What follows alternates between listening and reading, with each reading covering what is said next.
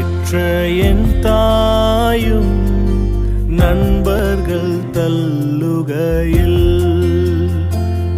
என் உயிர் கொடுத்து நேசித்தோர் வேறுகையில் பெற்ற என் தாயும் நண்பர்கள் தள்ளுகையில் என் உயிர் கொடுத்து